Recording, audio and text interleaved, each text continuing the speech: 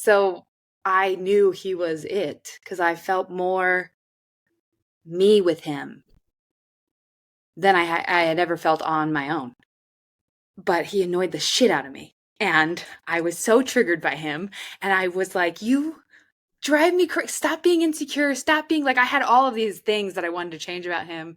And my reaction as a strong, independent woman was, fine, I'm just going to walk away. I'll just take my space. So I was constantly avoidant. But he has no mask.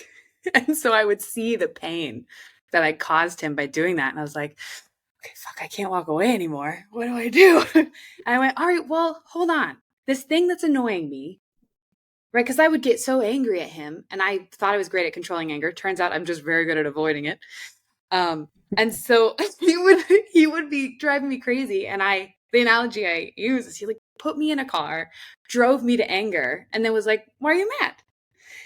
And then I stopped and I was like, I'm probably driving. If I'm the one having emotions, I'm probably driving.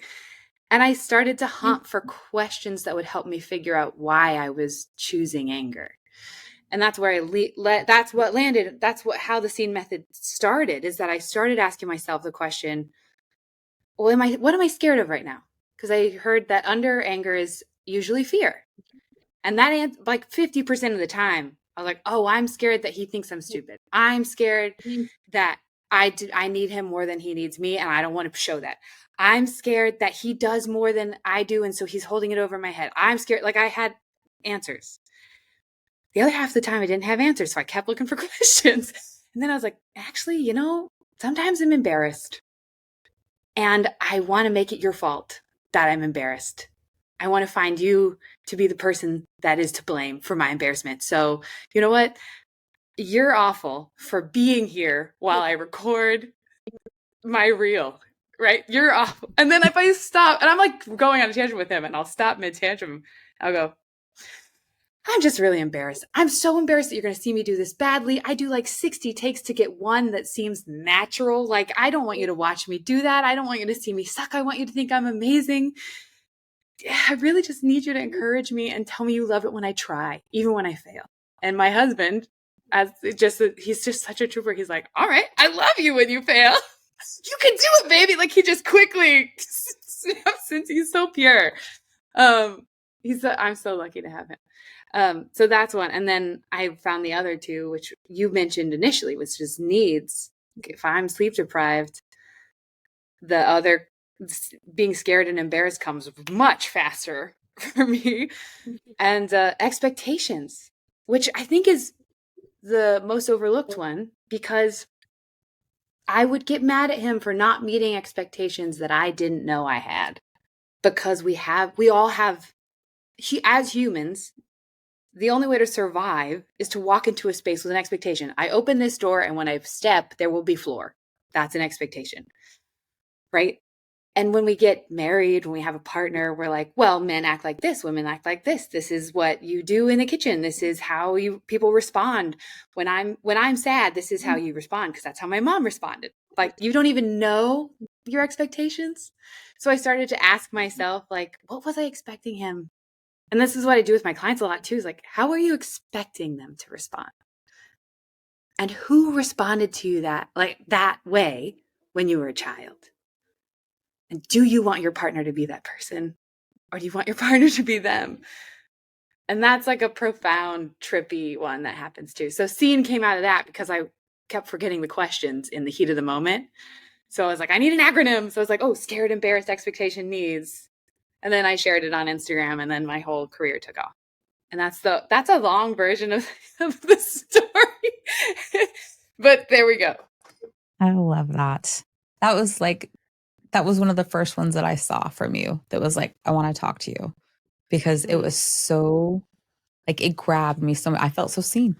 And then it was easy to remember. There's so much of what you say that just applies and that I resonate with. And it's something that I get to use in real time too. I hear that, and then I get to implement it, which I love. I love being able to do that.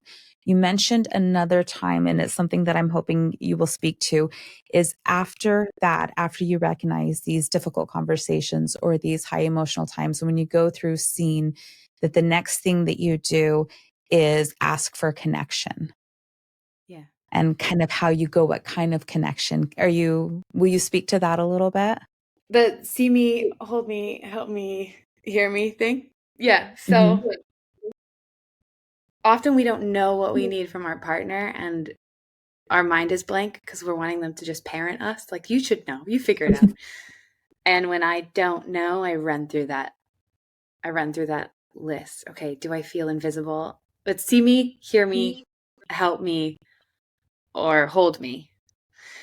And often it's all four. but hold me is a big one. So if I'm feeling invisible and misunderstood, then I need you to see me. If I feel like you are, again, misunderstanding me, but like you're not hearing me, there are levels of misunderstanding. I don't know how to explain that better. But when it's like, you're not hearing me, like I get that you see me, I get that you know me, but in this instance about this thing, you are not hearing me. I need you to hear me. I need you to say, and that's where it's like, can you say back to me what I said?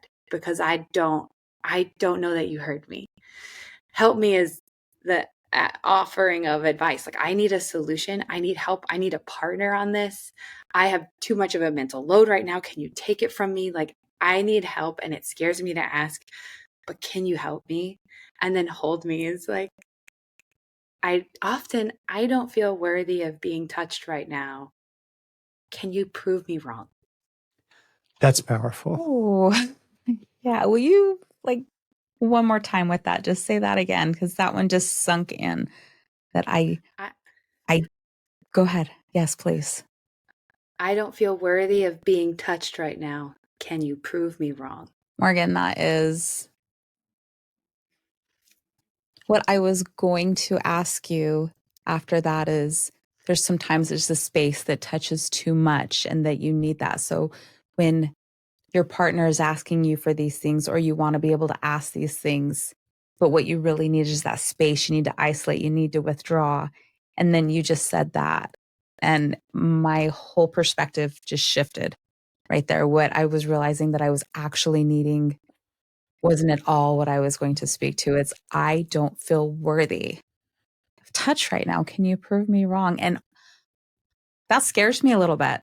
I have some fear coming up, like, oh, can I be that vulnerable? Can I say that? Do I know how to accept touch and comfort when I don't think I'm worthy of it, when I don't think I deserve it, when I don't think I'm good enough? Because my brain has decided to shield me from that and just tell me I don't want it. We were meant to be. We were meant